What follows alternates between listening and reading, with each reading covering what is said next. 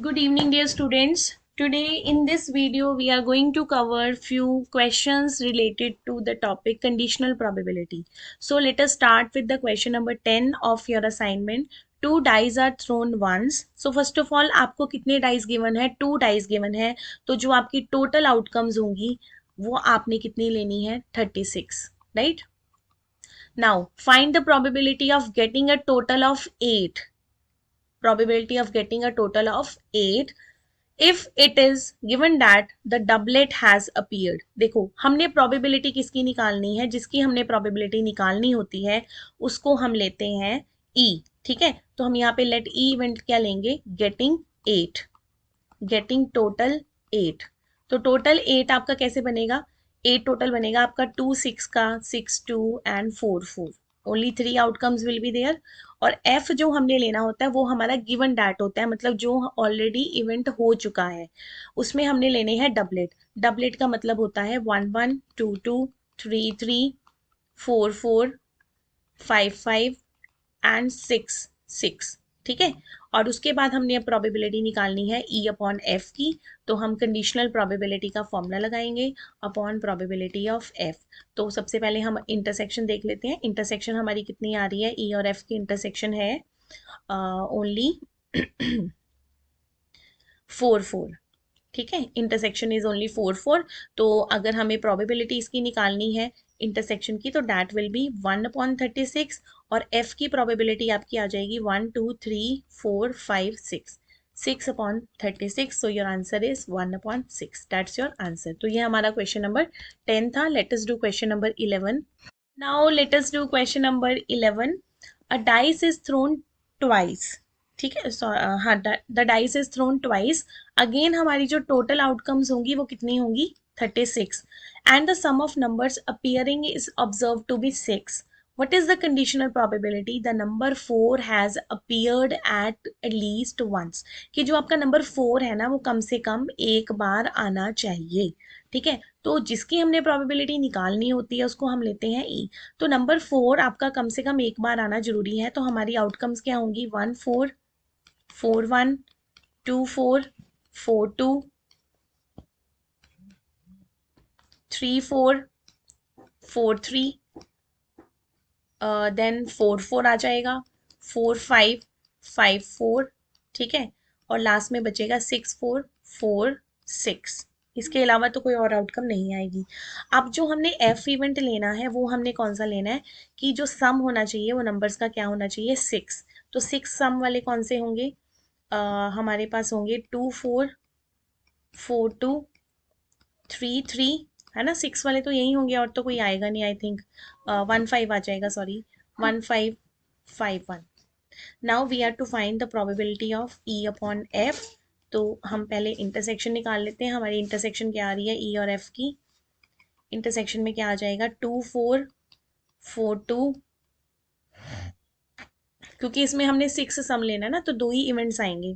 तो probability of intersection upon probability of F. Intersection की probability है 2/36 और एफ की प्रोबेबिलिटी है हमारे पास 1 2 3 4 5 5/36. So your answer is 2/5, right.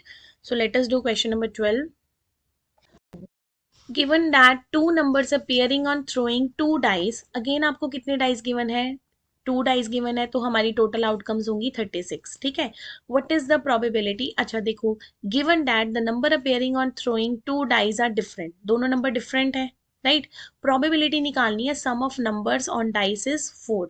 तो जिसकी प्रोबेबिलिटी निकालनी है वो आपको ई लेना होता है. Sum of numbers on dice is 4. तो कौन से नंबर्स होंगे जिसका सम 4 होता है, सबसे पहले तो आ जाएगा 1 3, फिर 3 1, फिर 2 2.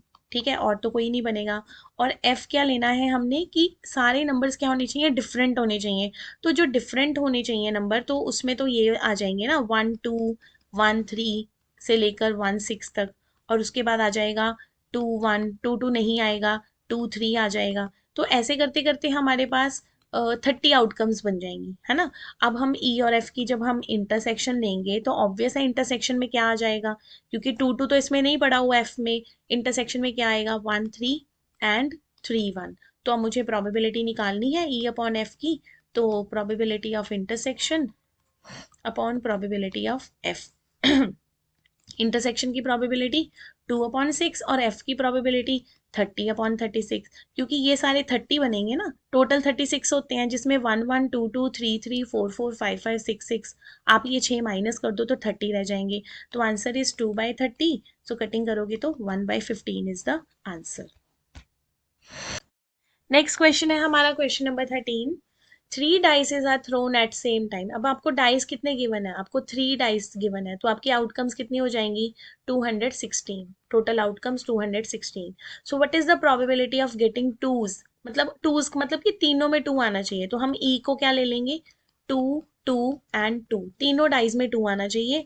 और एफ क्या हो जाएगा, सम ऑफ डाइस इज 6, तो उन नंबर्स का 6 जो नंबर्स का होगा वो आपके, आप सारे नंबर्स लिख लो, जैसे 1 2 3 हो जाएगा, 2 1 3 हो सकता है, 3 2 1 हो सकता है, और एक 2 2 2 हो सकता है, और तो आई थिंक कोई भी नहीं बनेगा, है ना। तो ये मे बी और भी बने जिनका सम 6 होगा, है ना। 1 2 3 2 1 3 3 2 1 2 2 2, और हम देख लेते हैं 1 1, यहाँ पे आ जाएगा 1 1 4, ठीक है, 1 1 4 1 4 1 एंड 4 1 1, ठीक है। ये हो गए हमारे पास, कुछ और भी बनेंगे, लेट अस थिंक। मैंने ये बाकी के भी लिख दिए हैं, 1 3 2 3 1 2 2 3 1, ठीक है, ये थोड़ा हमें सोचना पड़ेगा। और उसके बाद हमने प्रोबेबिलिटी निकालनी है ई अपॉन एफ की। तो ई अपॉन एफ की अगर हम इंटरसेक्शन देखें तो इंटरसेक्शन में सिर्फ एक ही नंबर है, दैट इज 2 2 2, ठीक है। तो उसका आंसर आएगा 1/216, और इनका आंसर आ जाएगा 10/21। So your answer is 1/10 after cutting this. Now let us do question number 14. Now let us solve the question number 14. A card of drawn at random from a pack of 52 cards. तो ये question cards का question है, अभी तक हम just dice के question ही कर रहे थे। And it is found to be king card, find the probability that the drawn card is black card. तो हमें जो ई लेना है, जिसकी हम प्रोबेबिलिटी निकाल रहे हैं, वो है हमारा ब्लैक कार्ड, ठीक है। तो ई हम क्या लेंगे, ब्लैक कार्ड। तो ब्लैक कार्ड हमारे पास कितने होते हैं, हमारे पास टोटल ब्लैक कार्ड्स होते हैं 26, क्योंकि 26 ब्लैक होंगे, 26 रेड कलर के होंगे। और एफ हमने क्या लेना है, किंग कार्ड। एफ हमने क्या, तो किंग कार्ड है हमारे पास 4, और इंटरसेक्शन आ जाएगी ब्लैक किंग। तो ये जो ब्लैक कलर के कार्ड्स होते हैं वो ये दोनों ब्लैक कलर हैं, ये दोनों रेड कलर्स के होते हैं। तो इंटरसेक्शन की प्रोबेबिलिटी 2/52, और एफ की probability 4/52। 2/4, answer is 1/2, right? Now let us do question number 15. 10% of bulb produced in a factory are of red color. देखो रेड कलर के जो बल्ब हैं वो हमें कितने दिए हुए हैं, 10%, ठीक है। And 2% of red are defective. तो यहाँ पर अगर हम रेड कलर के बल्ब्स की बात करें, रेड बल्ब्स हमारे पास हैं 10%, वही इसकी प्रोबेबिलिटी होगी। और डिफेक्टिव रेड रेड कलर के बल्ब्स कितने हैं, 2%, ठीक है। One bulb is picked up random, determine the probability of being defective and it is red. देखो आपने प्रोबेबिलिटी किसकी निकालनी है, डिफेक्टिव बल्ब की, और वो कौन सा होना चाहिए, रेड कलर का होना चाहिए। तो मेरे ख्याल से इससे आसान क्वेश्चन तो कोई बन ही नहीं सकता। तो देखो प्रोबेबिलिटी अगर हम फॉर्मूला लगाएं तो क्या आएगा, डिफेक्टिव और रेड की intersection divided by probability of red bulb. Defective और रेड की इंटरसेक्शन तो हमें ऑलरेडी दी हुई है 2%, और रेड की प्रोबेबिलिटी बल्ब्स की है 10/100, सो 2/10, answer is 1/5। Question number 16. In a college, 30% students fail in physics and 25% fail in maths, 10% fail in both. तो यहाँ पर सारे पहले तो फेल स्टूडेंट्स की बात हो रही है, ठीक है। तो प्रोबेबिलिटी ऑफ अगर हम फिजिक्स की देखें तो that is 30/100। Probability of maths की देखें तो 25/100, and probability both physics and math जो कॉमन फेल हो रहे हैं वो है 10/100.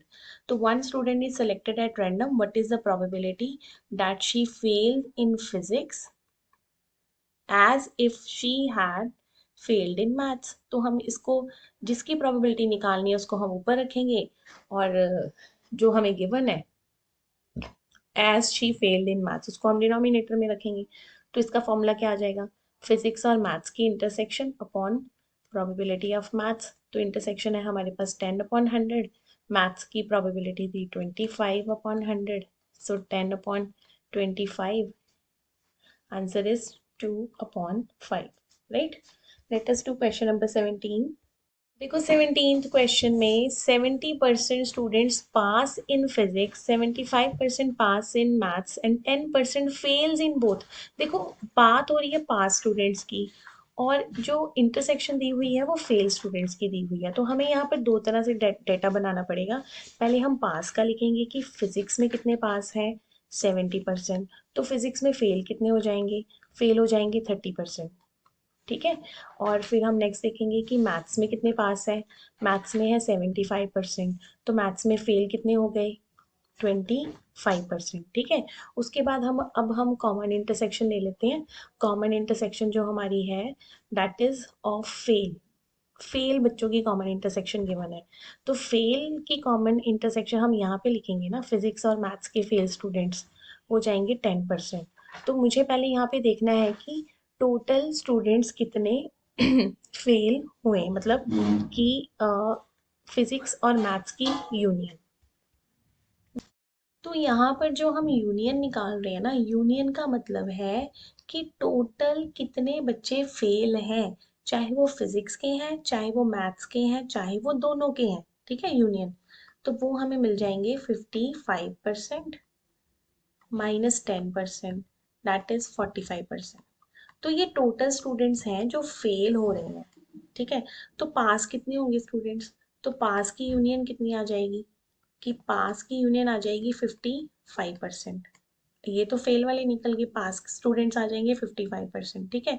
तो अब हमें उसने पूछा है कि how many students pass in maths and physics. तो मैथ्स एंड फिजिक्स में कितने स्टूडेंट्स पास हुए? तो हमारा आंसर कितना आ गया? 55/100. ठीक है. अब हम देखते हैं. और ये जो हमारे पास है एक्चुअल में हम इसको यूनियन नहीं कहेंगे. देखो 45% फेल हो गए बच्चे, 45% स्टूडेंट्स फेल हो गए हैं. तो कितने पास हुए, मतलब number of students pass in maths and physics.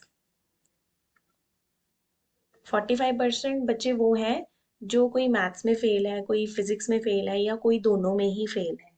और 55 स्टूडेंट्स वो हैं जो मैथ्स और फिजिक्स में पास हैं. ठीक है. तो अब सेकेंड पार्ट देखेंगे कि what is the probability that they pass in math given that they pass in physics. तो m upon p आ जाएगा. अब m इंटरसेक्शन p कितनी है हमने ऑलरेडी निकाला हुआ है 55/100. और प्रोबेबिलिटी ऑफ फिजिक्स पास वाली लेनी है हमने क्योंकि हम पास वाला क्वेश्चन कर रहे हैं.